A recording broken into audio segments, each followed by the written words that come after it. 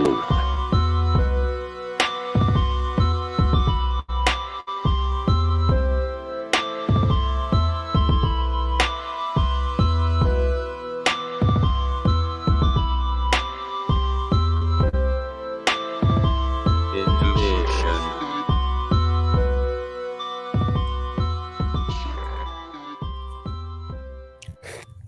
What's up, everybody? Welcome to another Sleuth Intuition Live, April 21st, 2022. I feel a little unprepared at the moment. I tried to sneak in a long walk with the wife and the dogs, and then we even tried to order some food. So I just kind of stuffed my mouth. And then I thought it was a good reason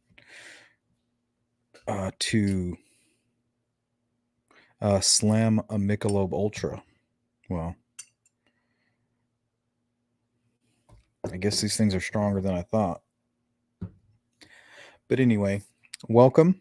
We're going to try to get into some old and some new, maybe some new takes on some old opinions. The first thing I want to get into would be the signatures from the perspective of two perpetrators. It could be difficult if you have two perpetrators motivated by two separate things. For example, let's say Keegan Kline is the killer, and he's motivated to move the bodies, post-mortem out of panic or regret, while the third party might be motivated to do things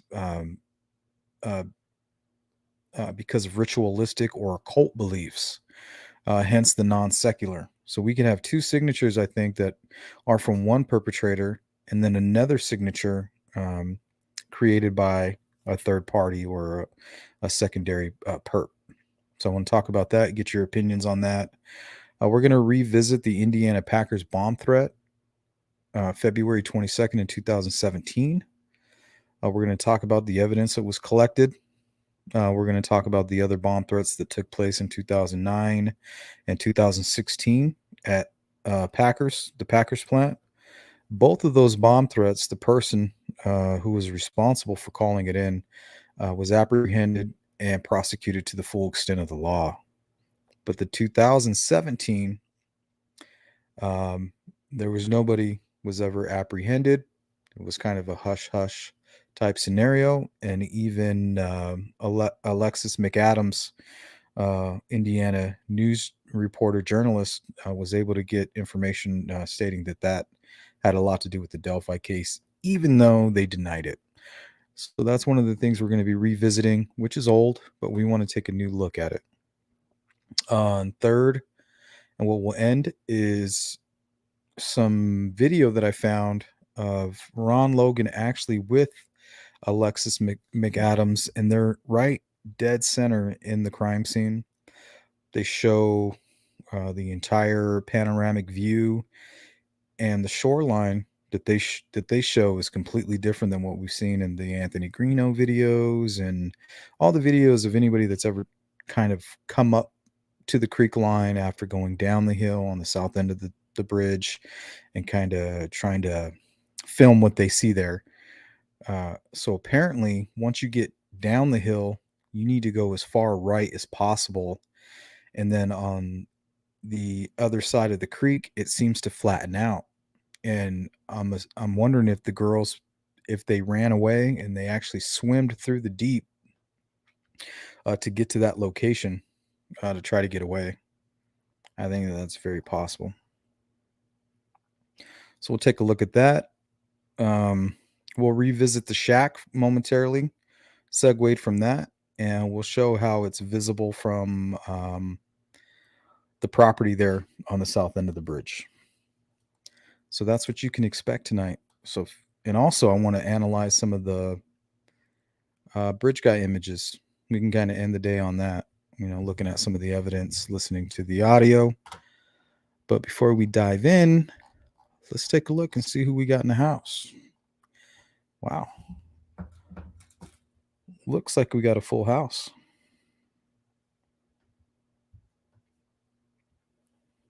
Pardon me, I'm trying to put my phone on silent. Somebody keeps texting me. Okay. Sorry about that. So let me scroll all the way to the top here. So it looks like we got Willow Rain. Welcome. Kid, check the rhyme. D. What's up?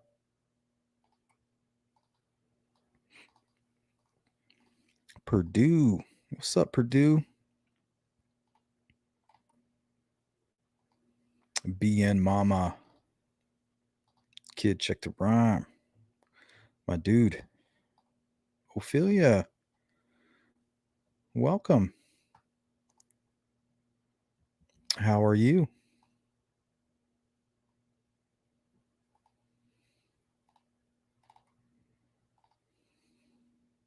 Bird Blue.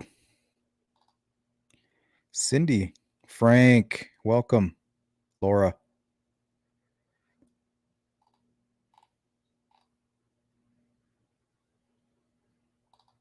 Glad you guys can all make it. And all my subscribers, thank you very much. I'd like to give a shout out to my members first. I apologize. But yeah, everybody that came in here. Hey, Jill, Lorraine, Digital, Teresa, what's up? Hana Lee, good to see you. Vanessa, Outback, Muffin, WL22, hey. Red Zeppelin, very interesting channel, sir. Thank you. Honor, respect. Susan, Phony Pin, Just Pam, Lynn Lowe, Sharon, good to see you. Amanda, Grizz, what's up, player? Jason, Kathy, my favorite. All right, guys. Well, let's just dive right in. I got the rest of the night, so whatever happens, happens. We can make this a quick one. We can make it a long one. No expectations. So the first thing I wanted to ask you guys about was the signatures. What do you think about the possibility of two perpetrators leaving two separate signatures motivated by completely different things? You got Keegan, who might be motivated by rage, maybe possibly a thrill kill. Maybe he always knew eventually he would be, committing a crime like this. That could be possible. Then you have a second perpetrator, who may be into the occult, maybe leaving something separate. He may be there for other reasons.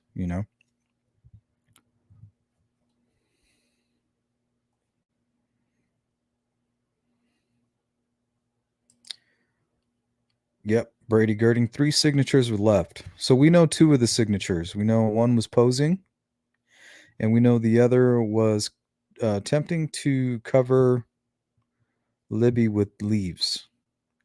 So we can assume that the third signature was something which was non-secular. I mean, we know those 2 signatures right there.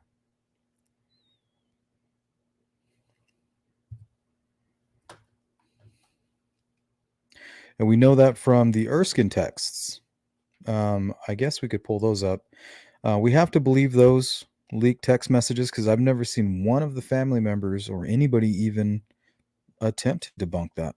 So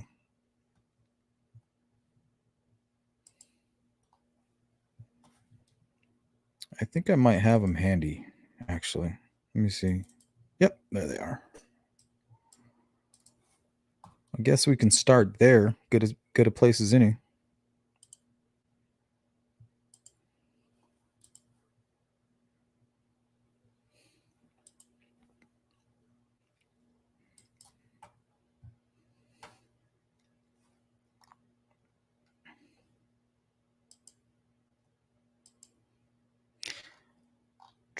Hi, Jane.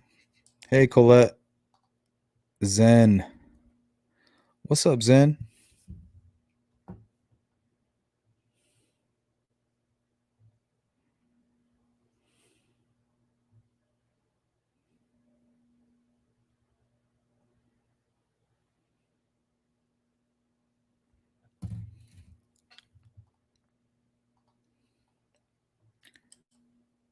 Hey, Rich. Hope you're doing well.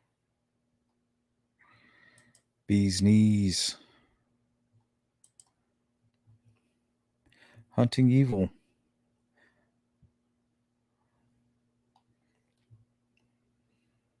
The whole Derek thing. He has been pretty quiet. Hey, Jules. Right on time, girl.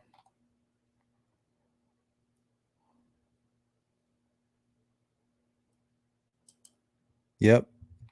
Freemasons, they take an oath. You got to protect your brother. And I always wondered if there's something like that happening behind the scenes. Especially if somebody's holding secrets on you. This is a strange case. This isn't something that's just cut and dry. A lot of strange ins and outs going on with this case. You know, this is one of those cases you go in one direction and then you have a whole pile of whatever just land right on your head and takes you in a completely different direction. It's very strange. A lot of misleading information every 5 years, apparently.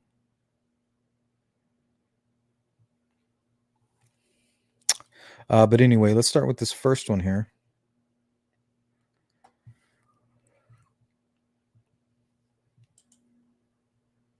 Okay.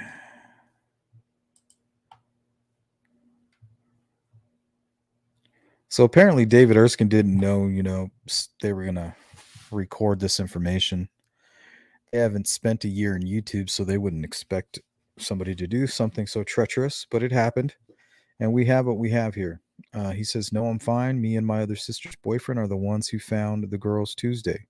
Not much worse you can show me." So I'm assuming that his sister's boyfriend, I don't know, who is that, Pat Brown? I just got finished watching like 3 different videos by Alexis McAdams where she's interviewing 3 different people, including Ron Logan, and they all said that Pat Brown is the one that found the bodies.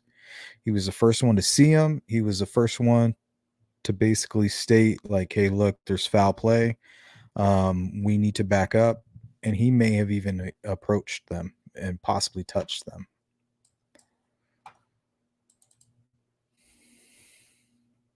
After from what I'm understanding now. Um, Not even close. Okay, so this is a sick rumor, and I'm sorry to have to show you this. Thanks for letting me know. He says, "No, that's not her, nor Libby. Must have been that weird open casket or funeral video that was going around. No, that's not her nor Libby. Abby was placed there on the ground like a doll, hood up, hands folded, wearing the same clothes as the pic from the bridge. Okay, now that's staging, hands folded. That could even be considered non secular right there. Hands folded like that, it may appear non secular."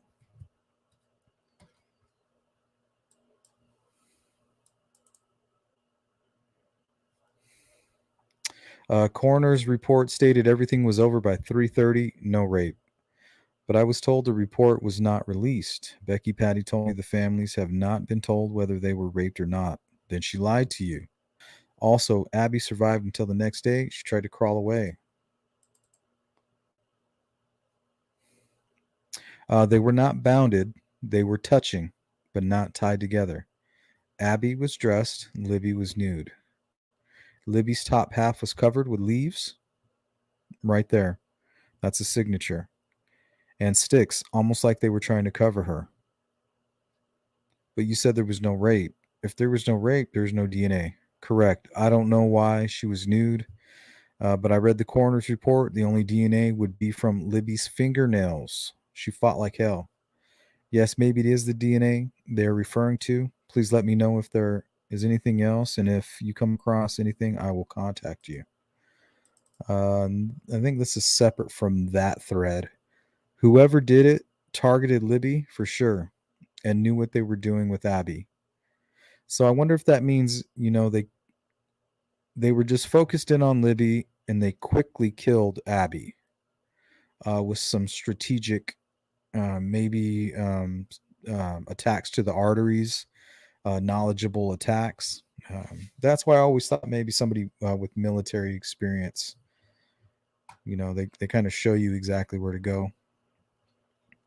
And then we know the talk about Libby and the injuries to the neck area. So we have to assume that that's true. Hasn't been disputed, not one time. Even Erskine came onto a couple of the Facebook groups and communicated and verified that information. So I can't help but assume that that information is accurate. So with those signatures, is it possible that you have two different perpetrators? One is feeling guilty, one is panicking, and the other is there, to commit a murder and take advantage of the opportunity to do, these non-secular things or ritualistic stuff. I just wanted to get your guys' thoughts on that perspective.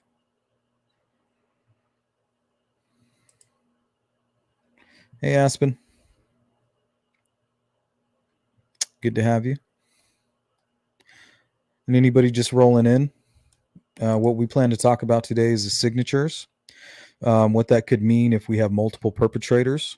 Could we be dividing these signatures by two?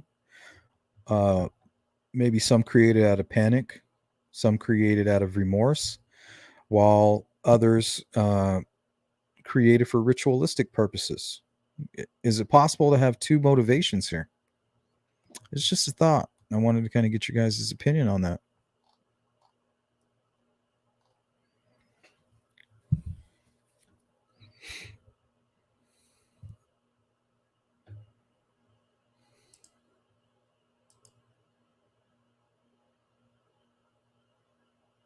Well, not cult related, occult. Maybe they left an upside down cross. Maybe they carved something into a tree, into the flesh. Pardon me for saying, something along those lines. Hey, look, it's Beleth Gremery. How you doing? I like your new shtick there.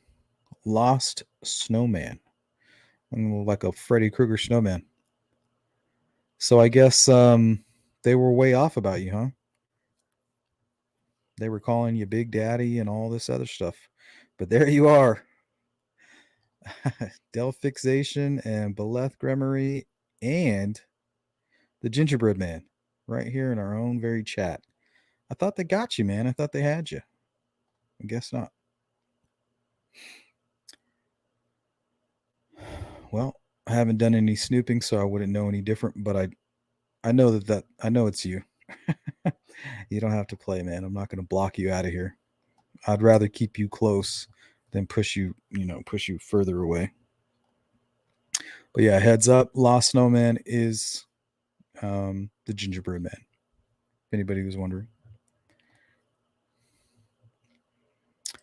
Yes, occult. I guess occult leads to a lot of cults.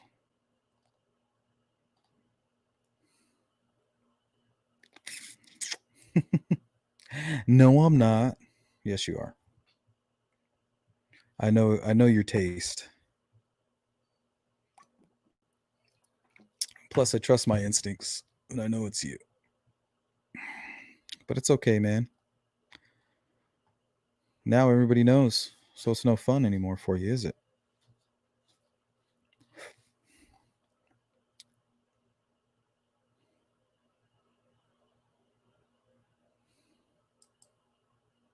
What the hell?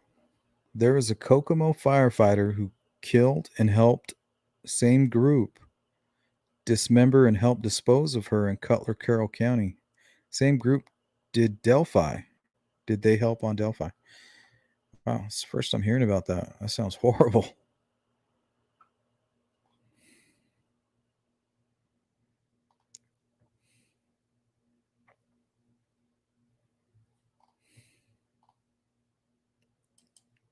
Aw, snap. We got a new member, WL22. Welcome.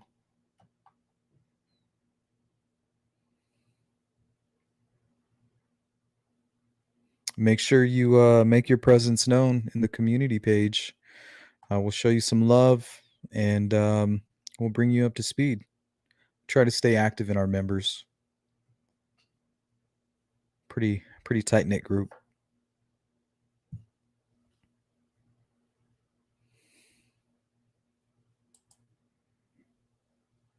Jane from the country girl.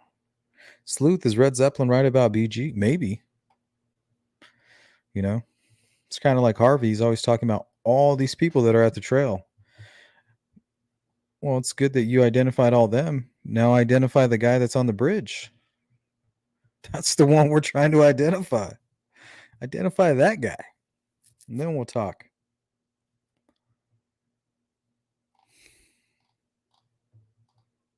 That's the one that matters. Oh, did the snowman run away? Sorry, buddy. I didn't mean to give up your little new identity there.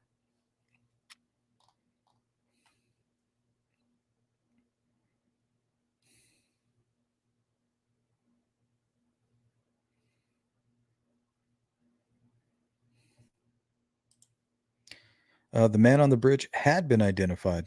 Okay, what's his name? Where can I go to find that information? That way I can kind of post it everywhere. We can stop talking about it. Guy named Ryan. Hey, it's possible. Like I said, I don't know who this bridge guy is. You know, I'm just as curious as everybody else. If you can prove it, I mean, that's what we're all trying to do, right? Trying to find out who did this and bring attention towards the case. That way, if there's anybody that might be out there that doesn't realize that there's all this focus and all this craziness going on, maybe they can lend a hand and a little piece of information can help.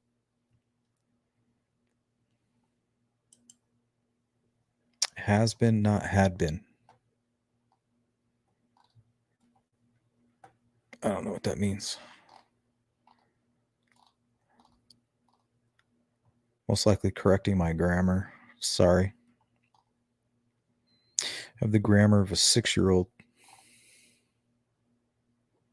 I am not a smart man.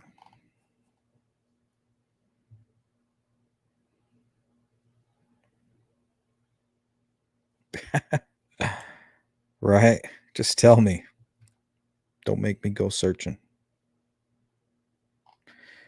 Okay. Let's try to stay on track here.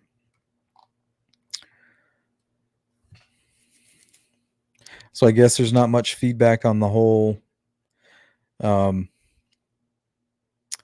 multiple motivations for the signatures left.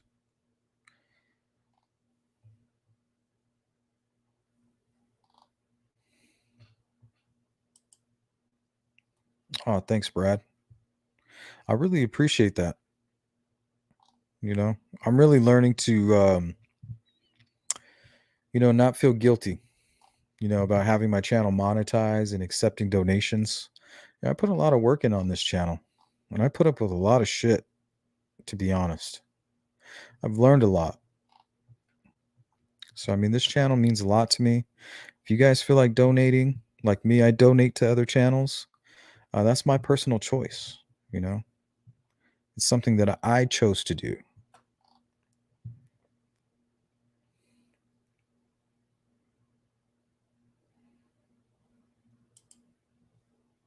That's horrible, Amy.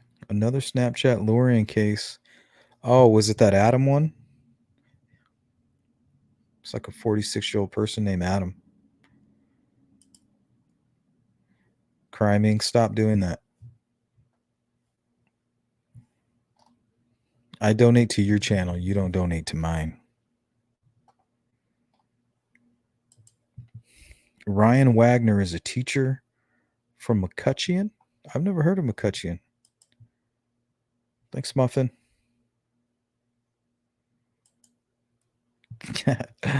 Thanks, Callie. I appreciate that.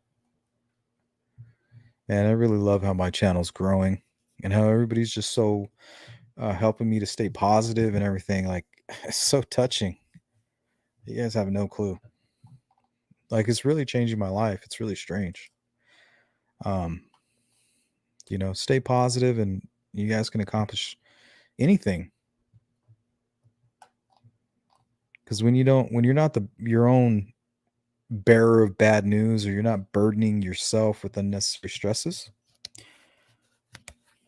like, to be honest, it's all perspective. There's really nothing stopping us. Kathy, don't do that. Kathy is already a member and she still donates to my channel.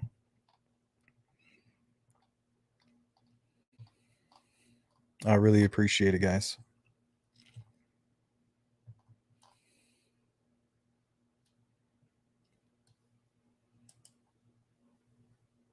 Thanks, Deb.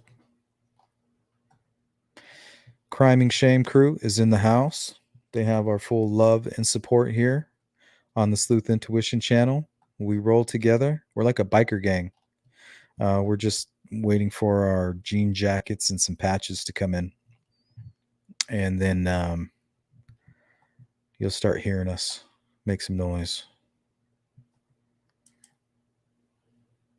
Jane from the country, thank you so much. All right, guys, let's get into the bomb threat. Okay, now the first thing I want to do is I'm going to show a quick little news clip from Alexis McAdams. Go check her out. She has videos on Delphi that weren't even aired, and she put them on her YouTube channel. I'm going to show you one of them now.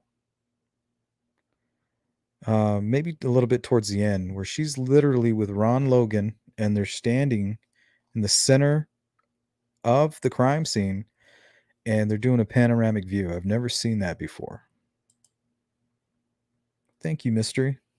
Yeah, I haven't seen you in a while.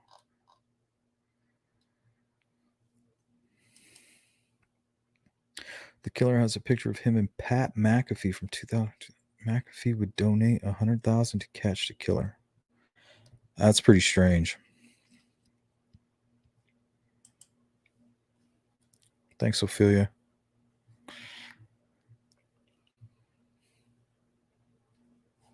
All right. I don't know where to start on this one. Let's do this. Let me share my screen.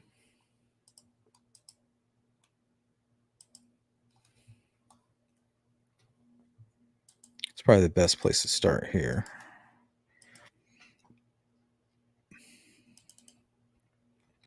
So I want you to notice the date here. And sorry, guys, I literally said, I just stuffed my face right before this live stream. So I apologize.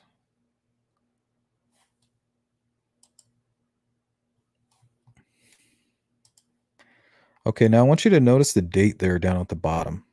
February 22nd, 2017.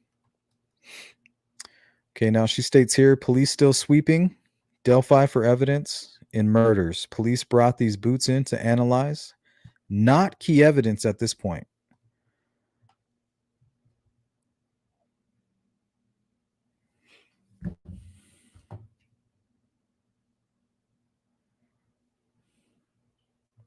So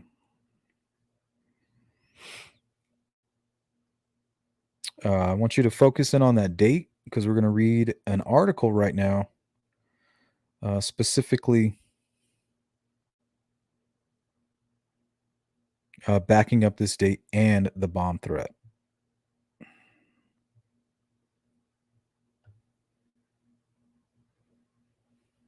Okay. Sorry, just had to do a few things there.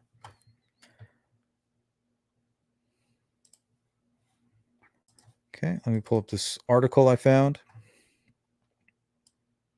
This is by Sarah Einselin, Pharaoh's Tribune. Notice the date, February 22nd, 2017. Delphi, production at Indiana Packers Corp. in Delphi was interrupted Wednesday afternoon after the company's employment office in Lafayette received a bomb threat. Carroll County Sheriff's deputies were called to the meatpacking plant at 1:10 p.m. February 22nd on a report of a threat that had been phoned into an office in Lafayette in which a caller threatened of 2 bombs, according to police. Carroll Sheriff Tobe Lesenby said police remained at the scene until shortly after 4 p.m., helping Indiana Packers management and other law enforcement search the plant. The search turned up nothing, Lesenby said. I think somebody must have thought we had a bunch of downtime, Lesenby said, in jest as police activity in the plant wound down. He clarified that the activity was unrelated to law enforcement's ongoing investigation into the murder of the 2 teenage Delphi girls. Carroll County deputies are working with state police and FBI on the double homicide case. The agencies had held a press conference Wednesday morning regarding the homicides. However, Lesenby said the police presence at Indiana Packers was totally unrelated to the homicide investigation. Sheriff's deputies were joined by Lafayette Police and Howard County Sheriff's deputies, Lesenby said. A spokesperson for Indiana Packers did not immediately return a voicemail left requesting a comment. The threat was Indiana Packers' second in less than a year. In May 2016, police were called to the plant after another anonymous bomb threat. An employee of Indiana Packers was later arrested, charged in connection with the threat. Brian Phillips of Lafayette is scheduled to face jury trial this May on felony charges stemming from the 2016 threat police say he made, court records indicate. Okay.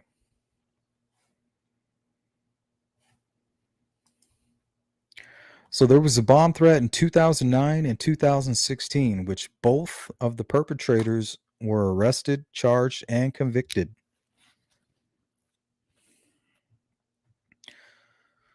Okay. So before I make my point, let's go ahead and play this video here. 13 Investigates has learned that the connection of the Delphi murders to the Anthony Shots fake social media profile. Actually, I can share this one a different way. Hold on.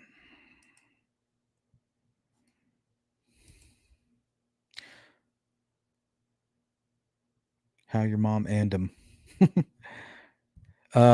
Yes, if you want to become a member of my channel and you're having trouble using your phone, sometimes you may need to use an actual computer or an iPad, or use the browser to access my channel, and then you should be able to find the join button there. Yeah, I've noticed some people having some trouble doing that. I had similar problems myself, actually. So if you have a PC or a tablet, or if you're comfortable using your browser to access YouTube, you might find some luck there. Yeah, it's really still under beta phase. They still don't have it completely figured out. They're still really trying to, according to some articles I read about YouTube, the membership isn't completely developed. Okay, so the point I'm going to make here after this video is going to be in regards to the timing, when law enforcement knew about the Anthony Shots information, and why the hell were they looking at people like Daniel Nations and doing fake bomb threats and taking evidence out of the Packers plant in regards to Delphi, if they were confident with the Anthony Shots information. They could have been following up on all leads. I don't know. We'll see how you guys feel about it.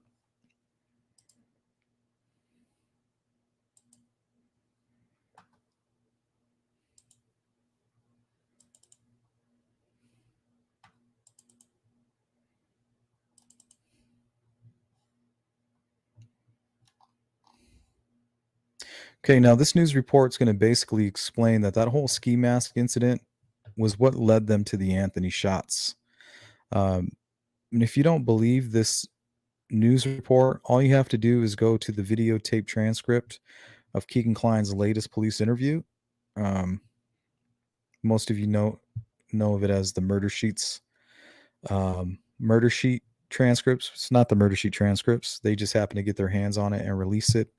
There's many of us that have the transcripts that have nothing to do with murder sheets. So I think it's interesting that they were able to attach their name to it. You know, so it's kind of interesting. Okay, let's give this a look-see. 13 Investigates has learned that the connection of the Delphi murders to the Anthony Shots fake social media profile started with another incident reported to police just days after the bodies of Libby German and Abby Williams were discovered. Phil, we're getting steps and steps closer to solving this case. Rich Nye is digging deeper into the transcript now of a police interview with Kagan Klein to learn more about what led up to his arrest. Rich? Well, again, first of all, it's very important to remind you that Kagan Klein is not charged with the killings of Libby German and Abby Williams. Klein has been held in the Miami County Jail for over a year and a half now on 30 charges of child pornography and exploitation. Investigators say he used the fake Anthony Shots social media profile to communicate with underage girls and receive sexually explicit images. Police interviewed Klein at the time of his arrest in August 2020. They questioned him in that interview about another school-age girl that gave her address to the Anthony Shots profile just after the Delphi murders. Klein knew the girl in Galveston personally. The police told Klein that she comes home from school, sees this guy with a ski mask looking in her bedroom window directly after giving this address to Anthony Shots. As a matter of fact, that's the incident that started everything else last time. That's how everything started last time, was that incident.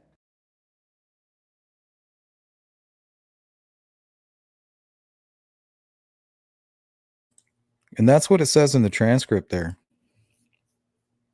Basically saying, hey, we would have never even caught on to the whole Anthony Shots thing if it wasn't for this ski mask incident. So Keegan Klein meets Liberty early February at a sleepover. Not sure where that was. Her phone is reset, factory reset, I think around the 5th or something like that, from her aunt at another on another instance. And then on the 13th, she's killed.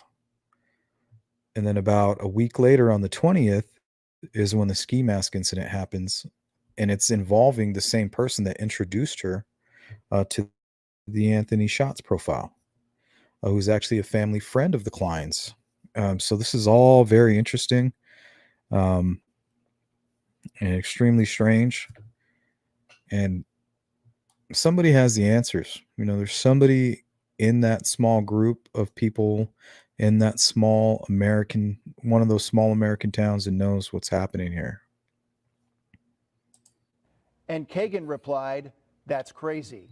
So here's the timeline and locations in north central Indiana. The bodies of Libby German and Abby Williams were discovered near a trail in Delphi in Carroll County on February 14, 2017. 6 days later, on February 20th, is that incident in Galveston in Cass County, where the girl that Klein knew had given her address to the Anthony Shots profile. She saw a man in a ski mask looking in her bedroom window.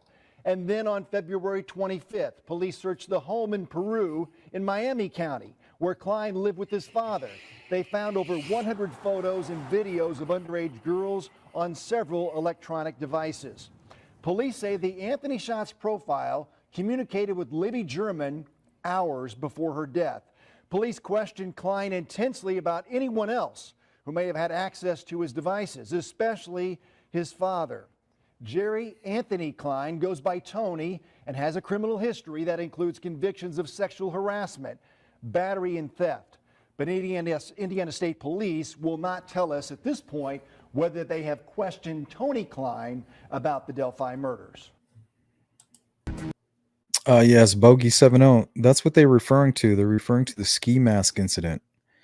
What happened was the young girl, she saw the guy with the ski mask. You know, they called law enforcement. Law enforcement came.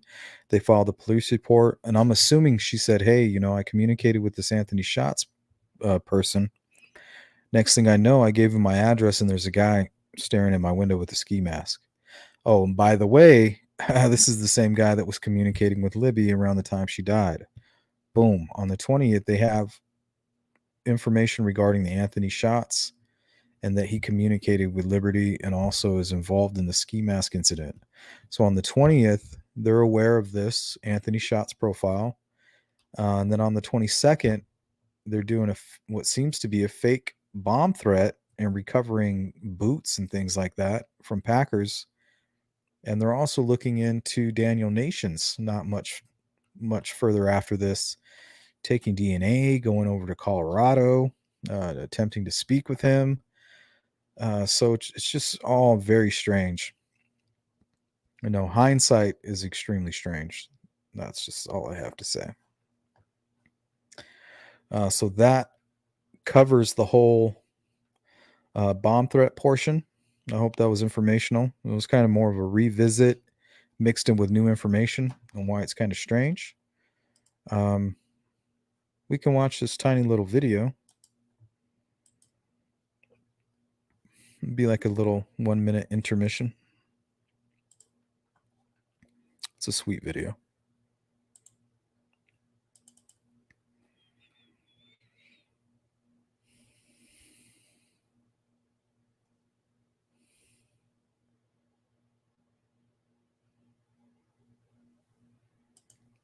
A cross with Christmas lights, and in the front yard, a pumpkin patch planted in her memory. So you mentioned Libby had a pumpkin that ended up turning into this whole pumpkin patch now. Yes, last year Libby had a pumpkin that was setting out here on the front porch. It was Thanksgiving, and one of the little kids came out here, and he was out here playing, and he smashed her pumpkin. He made a mess all over. Well, we cleaned it up, but we obviously didn't get all the seeds. And then when it was spring, well, this pumpkin plant started growing here along the sidewalk. A sweet memory of a little girl who left us all too soon. They took out a very important link of our family. Our family's never going to be whole. We'll patch and we'll go on, but it'll never be whole again. A horrible crime that tore a hole in the hearts of two families, a hole that will never heal. The most important thing is to get this guy caught. They were taken way too early out of this world.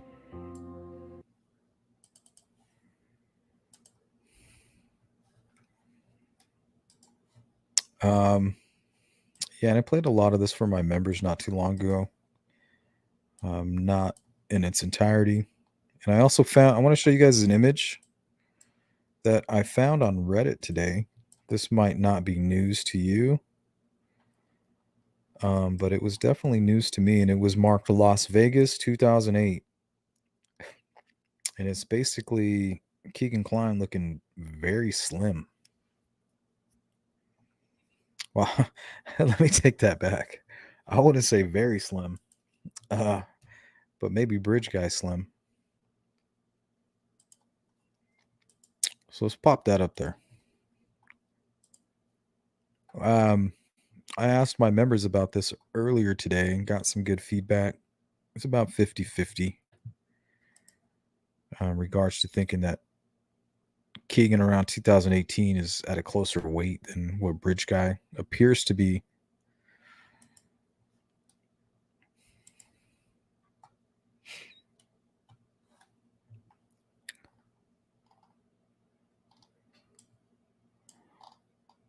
So that's him right there in about 2008. Skinny legs, some fluff in the mid.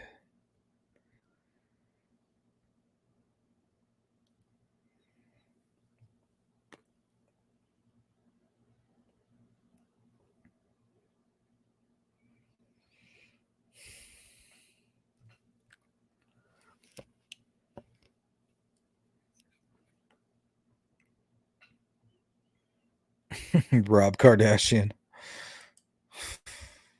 the weight fluctuation.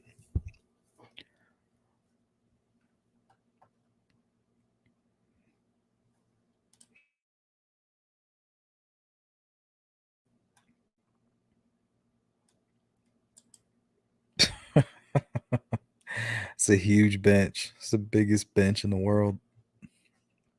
I don't know. It's compared to his skinny friend. That's his buddy right there. His buddy's about 5'8". That's friend one. He moved to Vegas with this guy.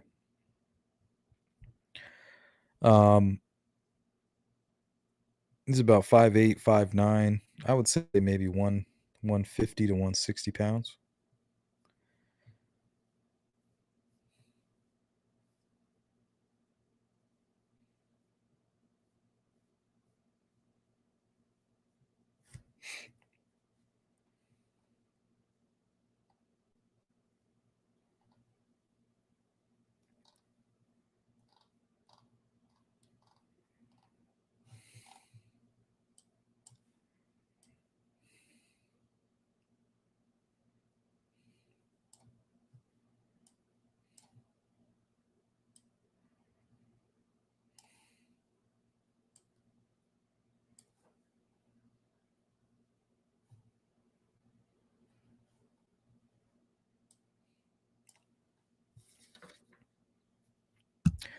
Yeah, friend one does look like Greeno. Same height, same build, same facial features. Yeah.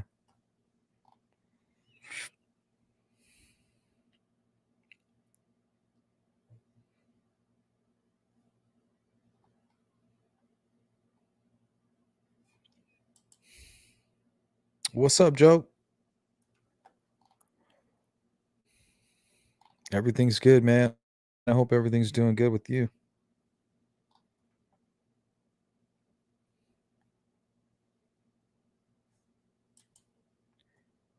What's up, Lil Pookie?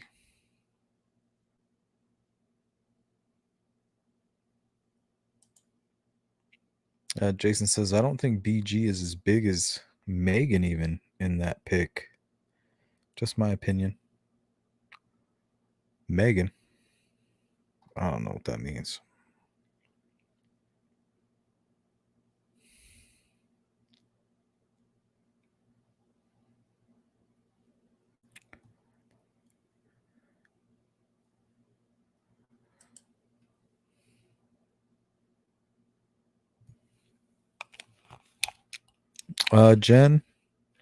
General So.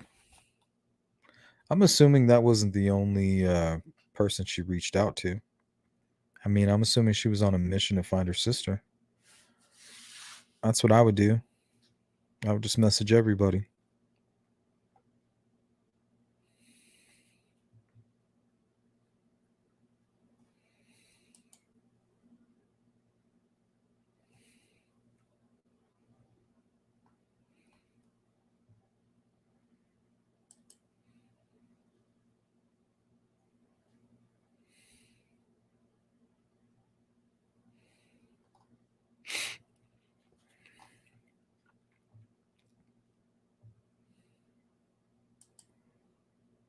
Yeah, D, that's what I'm thinking. She just kind of did like the whole shotgun blast, you know, like anybody she pulled up on the iPad. I think there was an iPad, another device. But I mean, I'm sure on the iPad she had access to her Snapchat, or not her Snapchat, but her Instagram and things like that. And that's where she met Keegan, was on Instagram, according to the transcript.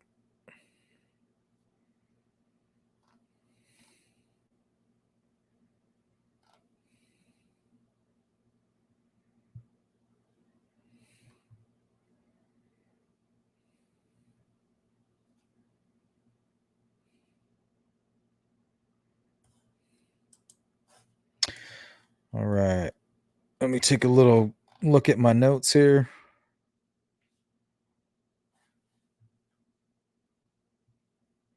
Oh, yeah, I forgot I wanted to show you guys this. Okay. Let me stop sharing that real quick.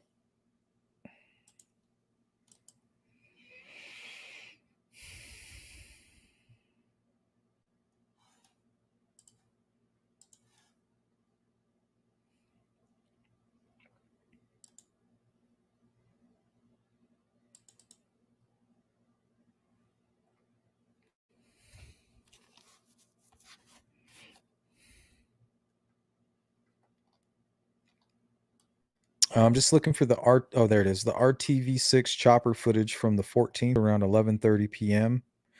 I timestamped here. At least I hope I did. Yep, 7 minutes and 38 seconds. So we'll go directly there. It's in regards to the shack, and I know that Carter says there's no shack involved, but there's locals there that say otherwise. They were questioned, and there was things that they were asked of locals that had to do with this shack, and I want everybody to know exactly where it is. So I time stamped it at 7 minutes and 38 seconds on the RTV6 footage. So I'll just start it here. I'll go full screen.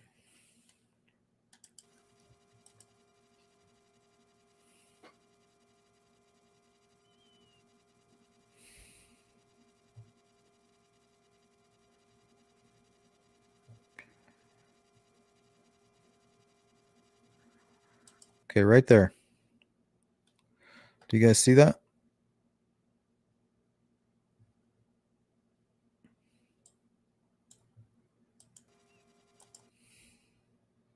Bottom right hand corner.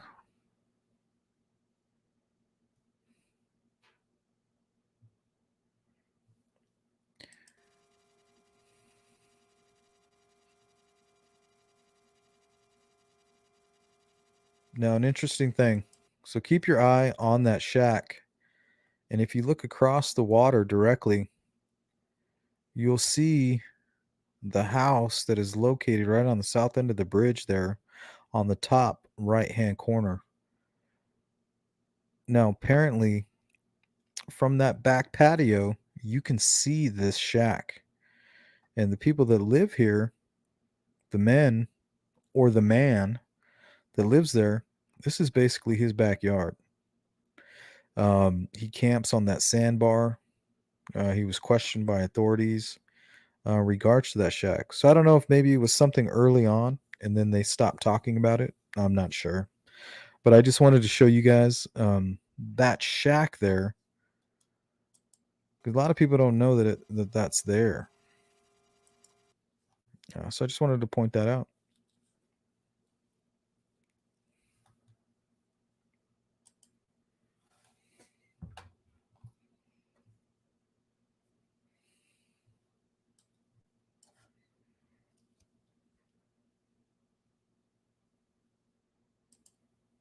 Okay. And then we're going to close it out with this. And hopefully this will start a nice little conversation. We got a good group here. Good bunch in the chat. A lot of people that have a lot of information can help. So if you have questions, punch it in the chat. The moderators in there, they're great. Most of them are content creators, people that I trust, very informative people.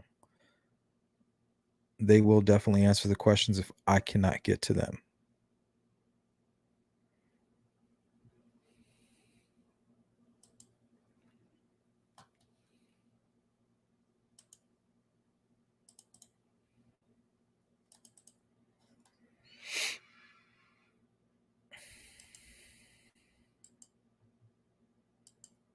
With the property owner Ron Logan, and this is his 40-acre private lot behind me. To trek down to the area where these girls were found, it was so steep down a ravine, it was really actually hard to keep our footing.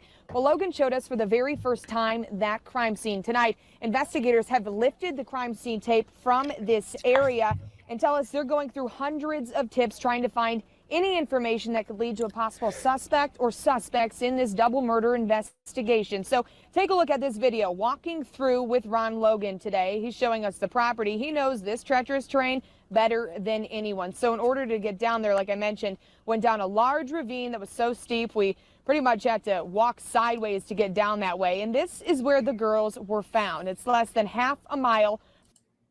Look how flat that is right there. So wherever we saw Greeno going up and where we saw all these different people going up and down, that was not the crime scene. So these girls must have swam as far as they could to the right once they went down the hill. They may have even swam across. There may have been no running no walking, wading through the water. They could have just swam. And then that's where one of them could have been captured at that point in time. And the other just said, hey, look, I'm not going to leave you. But look how flat that is. Frank Meister sent me a video. He was standing in this exact location, and it's extremely flat. So I want you guys to pay attention to where they walk up to the actual edge of the water and see how flat it is. And I want you to pay attention to the location when they show you where the bridge is at. Okay. From the Monon High Bridge, where they were last seen on Monday, officers still processing evidence that they gathered here. They were out here for hours ever since those girls went missing. They're looking for any clue that could lead to the person or persons who killed 13-year-old Abby Williams and 14-year-old Libby German. The scene may be clear tonight, but Logan tells me his property won't ever be the same. I want to show you everything, how they could have got here, because you're going to be as confused as I am. How did these two little girls get here from the high bridge with all this rough terrain without somebody making them come here? The high bridge is right across the creek here. It runs all the way down where this creek and the land joins together. You see that? That's where they went across. They didn't go across closer towards the bridge. They went where it was pretty deep and where there was no high shoreline. So I mean, they're walking directly from the crime scene to the shoreline. And look how flat it is. There was no climbing. Where they joined together is the last photographs taken of the girls. So they had to come all the way through this territory, get down in here. Not an easy trip. Right now, we have talked to family members tonight who tell us they're just clinging on to any hope that someone will come forward with information that could lead to a tip in this investigation and bring them closure in this horrific investigation. Right now, they are. I really like her. I went through her whole portfolio, and I mean, there's some quality stuff there. If you're looking for some true crime stuff to talk about, wow.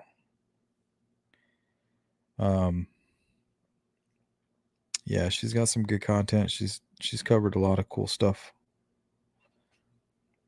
But yeah, we are at the hour mark, so we'll probably hang out for another 10-15 minutes. Just here in the chat. And if anybody feels like calling in, just let me know. I'll shoot you the link. Yeah, the Weber house. Man, that I was so suspicious of those people. But apparently, I mean, they were allowed to search that residence. They interviewed people. They even went down to Arizona and interviewed the owners of the property. I think on the 14th is when the son was interviewed. Yeah, they took it very serious, that house being there. I mean, they're not stupid. They're just like us.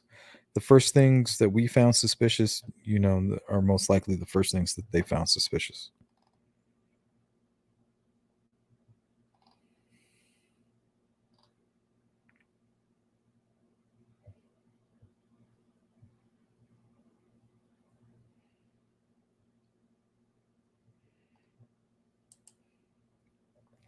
Yeah, you're right, Teresa. The screams and things like that. But if you go to Wild Adventures with Michael, they spent the night out there at the bridge. I think right at the base of the bridge. They just went out there for the girls. And there was a lot of strange noises that they recorded. Apparently, a lot of animals, they make a screaming noise out there.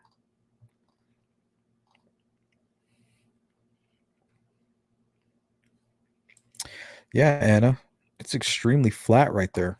So they must have went down the hill and then as far right as they could and then tried to make a run for it, just jumped right in the water and crossed. It was extremely deep, but the shoreline is, there's no incline at all.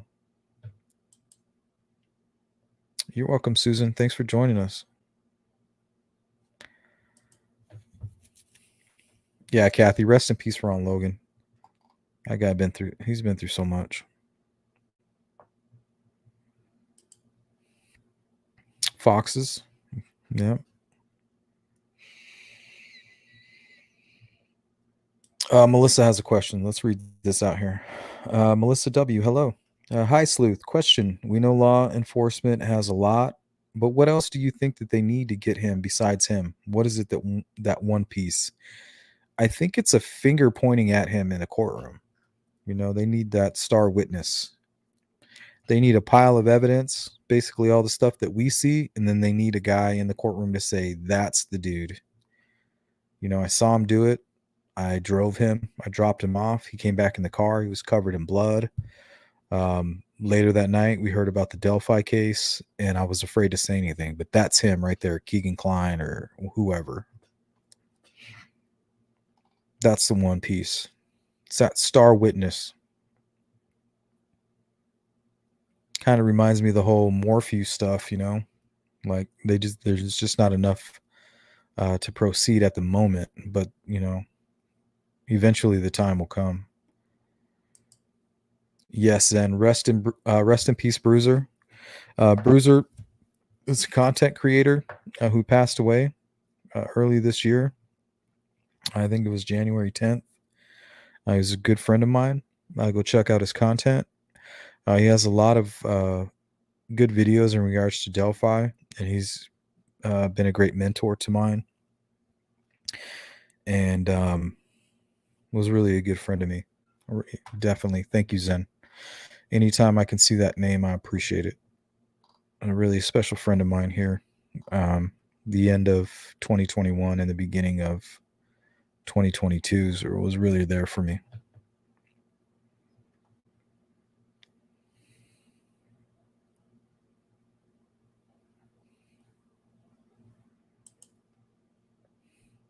Yeah, coyotes have a really strange, but it's not just like a scream. Like there's kind of a continuous,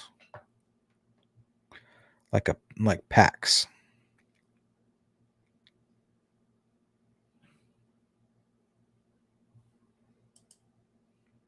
Yeah, Rex Rendezvous is very possible. There's rumors of being able to go right around that private drive gate. There's rumors that the gate was open. So yeah, I mean, there's people that sneak back there all the time. Go take a look at the shoe tree. Hang out at the south end of the bridge. But yeah, if for whatever reason they knew that was a snowbird house, yeah, why not just go back there and use that private drive, attempt to kidnap the girls, and the girls fought back and ran, and they panicked, and maybe that's where the signatures come from. It's more of a panic.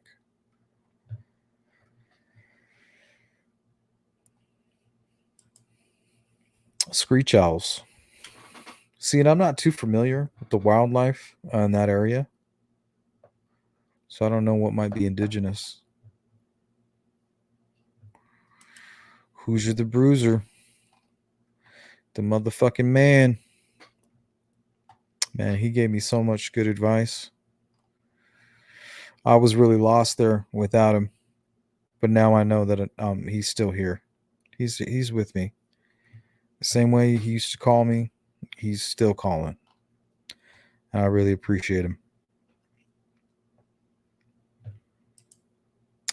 Yeah, Deb, it's very possible. Turned around and came back towards them. Or he just beelined right behind them. You know, as soon as they sent those Snapchat images, you know, bridge guy could have been like, oh, there they are. Boom, let's go. And he just took off. You know, he had a plan, in and out. Could have even acted alone. Hey, what's up, Jim Cook? Yeah, Greeno was like the first real person that I tuned in when I was looking into the Delphi case.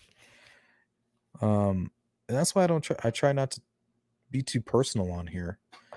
You know, you don't go into your job and you don't act personal with your coworkers. You know, you just go through the day with them. If they say things that are helpful to you, you retain that information. You try to produce your own helpful information, and then any of the bullshit in between, you just brush aside.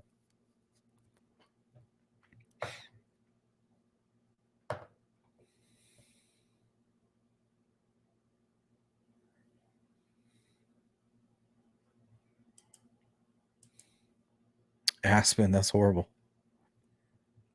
Owls are very majestic creatures. I'm a big fan of the owl.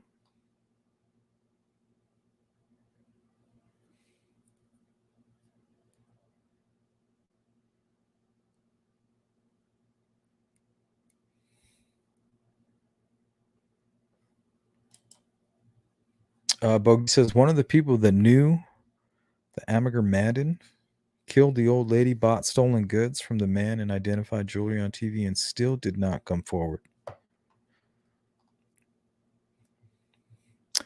Yeah, I'm wondering if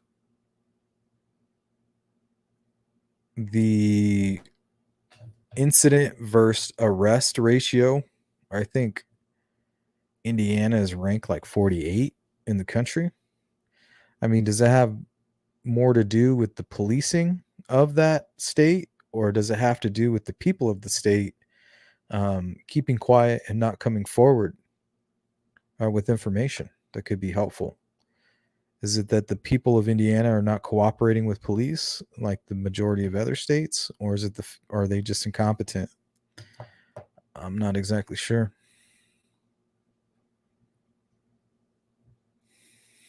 Owls are the coolest. Yeah, they're super cool. Strange creature.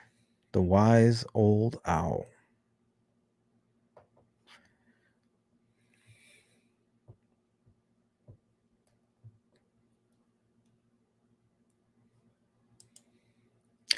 Yeah, I'm thinking good old boys, no snitching, Freemasons, secret societies, um, politicians, there's some people that are sworn to secrecy. Just because you're keeping a secret doesn't mean you're part of the murder. You're just being quiet about it, especially if you're part of some secret society and they have secrets on you. You're not going to go around snitching on people when they're going to, pull all your secrets out of the closet, lay your skeletons out in the street.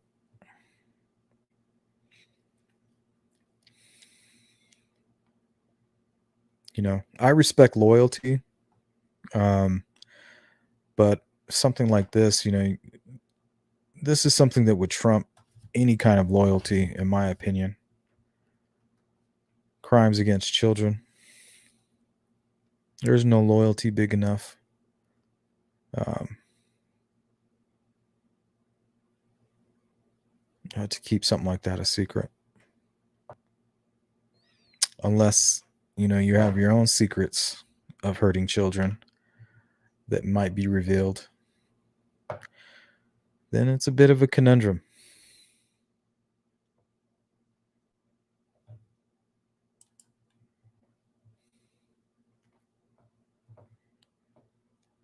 Yep.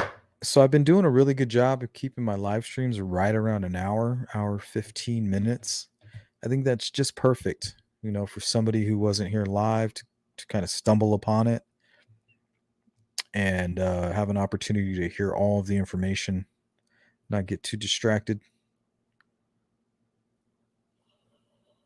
So yeah, we're probably going to hang out for another 5 minutes.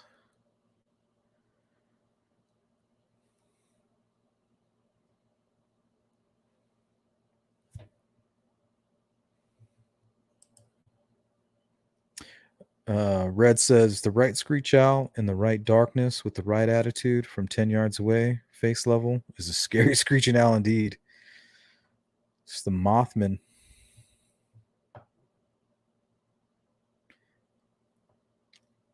Yeah, I have a white owl that likes to fly over my house.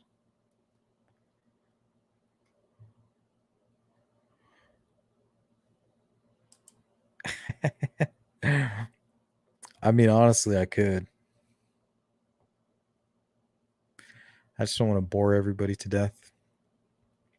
And plus, I'm going to try to put together my members. Man, they gave me some good topics to talk about tomorrow. So members, in the morning, come to my community page. I'm going to post in there when we're going to come online. And we're going to talk about all those questions you had and things that you wanted to go over. And we'll do it as a group. Some good stuff.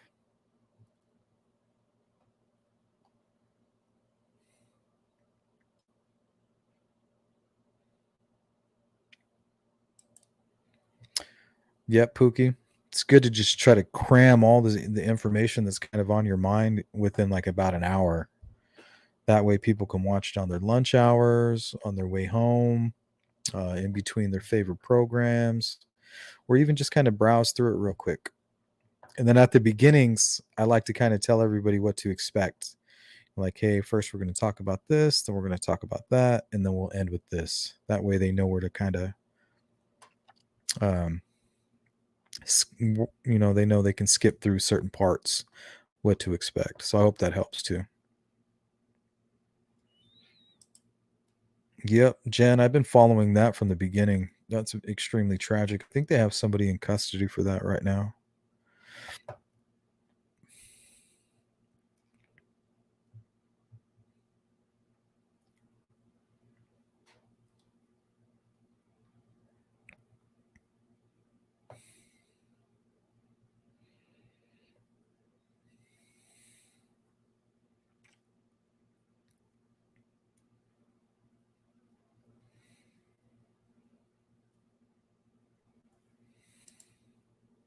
Oh, you're welcome, Just Pam. Yeah, I'm still learning, trying to find the best methods, refining my skills. I go on to a criming shame and just steal all of their methods and techniques. Seems to be working.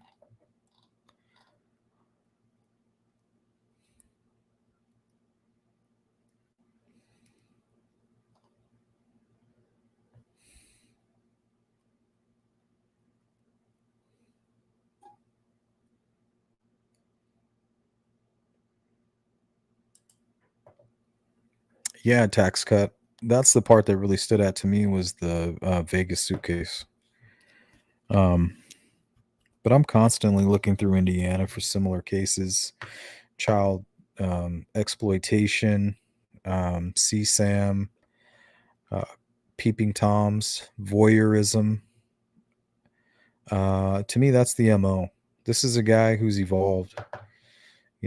I think he likes to catfish, and then he would follow these people and watch them from afar, maybe even integrate into their circles, keep an eye on them, and then communicate with them privately and convince them to do sexual acts, and then get a kick out of it by infiltrating their circles or maybe catfishing people that they know personally, which we've seen in the transcripts with Kagan. So it's very scary.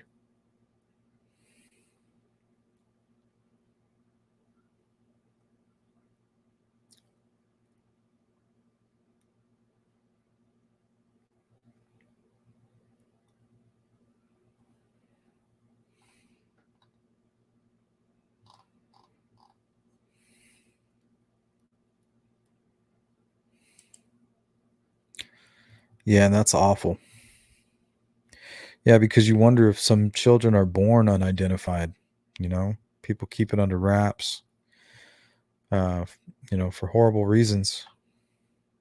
Trafficking, people think the trafficking just happens from here to like, Mexico or things like that. There's people that are addicted to drugs and in drug circles that are trafficking their children as well.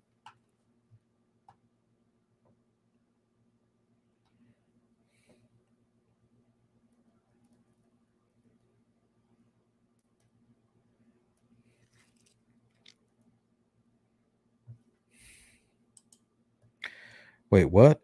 Hamilton man on Oh, yes, the Hamilton guy, that Adam guy. Yeah, I was reading that. I want to cover that because that name Adam, which was in the transcript. I was like, what? What? I was all over that. The age didn't match, but I still find it extremely interesting. Oh, Wolf's Creek. Oh man, that's a horrible story. That's another strange one where they convicted somebody and that person is basically saying they're innocent and it was some type of serial killer. Yeah, I saw the movie. That's why. There's only one Adam that I trust. All the others are suspect.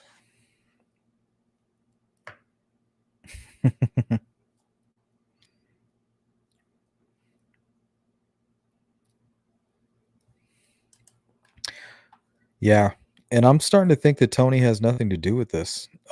I'm more on the side, Deb, that Keegan got his hands on a vehicle or was dropped or was driven and was just so high and so enraged or planned out this thrill kill. I think he could have just waited for those Snapchat photos, whether he was by himself or somebody else. He just took off down the trails, um, forced the girls down the hill, tried to attack them there. They ran. He caught one of them, and the other one, said, "I'm not leaving." And then he killed them, panicked, maybe sat the girls up, next to each other, tried to cover one up because maybe her clothes got away. They found underwear in the river, so he couldn't put her clothes back on. It's too late for that. So he tried to cover her out of shame. He's like, "What did I do?" And then once he left, he panicked and maybe told a bunch of people, his dad, some friends. So I think it's very possible we're dealing with a lone wolf here, and that person on the bridge is Keegan Klein. And it's very possible.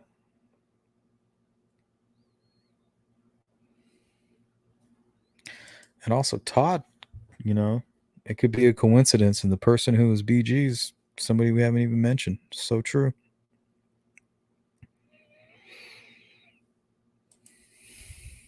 Makes sense, right, Amanda? This guy, he's the one talking with them. When he's catfishing, yeah, he's talking about his dad, but I think he's talking about himself. Like, hey, my dad likes you. Well, he's acting like this Emily Ann person. He's referring to himself as the dad. You know what I mean?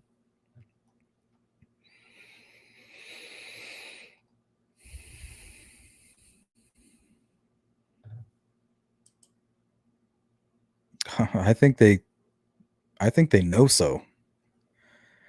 But you got to understand, they got to deal with prosecutors, and they got to deal with evidence, and they got to deal with the double jeopardy. They can wait 5-10 years to get a successful conviction.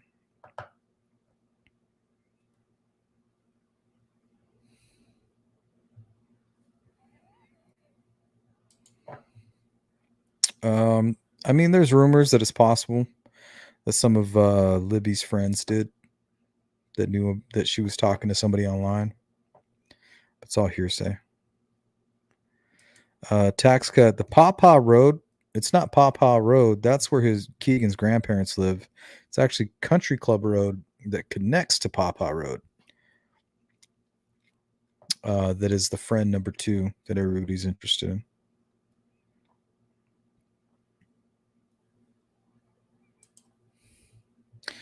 Hi, Sleuth, but Keegan is fat. Bridgeman wasn't fat. I don't know. He seems like he could be. It's very possible.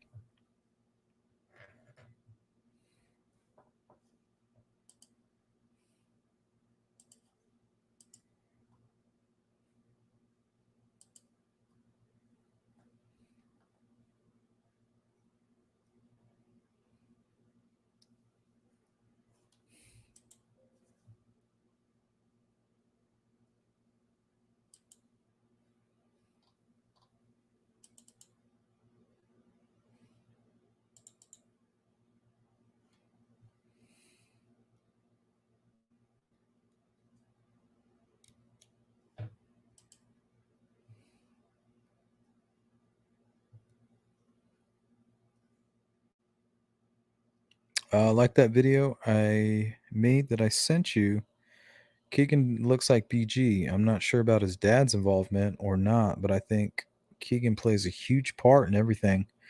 Yeah, I mean, we could be just dealing with one person who was dealing with the fantasy in his mind. We know that he was trying to contact girls all through 2015 and all through 2016. And 2017 was him taking it further, where he always knew where he would go. He always knew, maybe he always knew he would evolve to do something like that.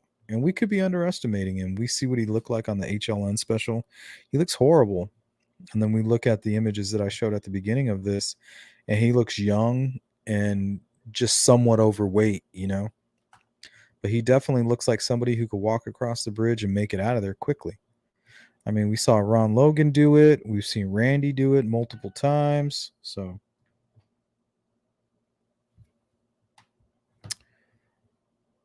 well, that is my cue, guys. I'm going to go watch a movie with my babe. I appreciate everybody showing up. Oh, Fig. What's up, player? How you doing, sir? You just caught the tail end, man. We're going to get out of here now. But I'll shoot you a text later. You know I will. All right, guys. I'm going to check out. I want to thank everybody for showing up. Members, we should be meeting sometime tomorrow morning. You know, get your coffee ready. Let's put our thinking caps on and see if we can bring up some interesting topics. Hopefully we can get somewhere.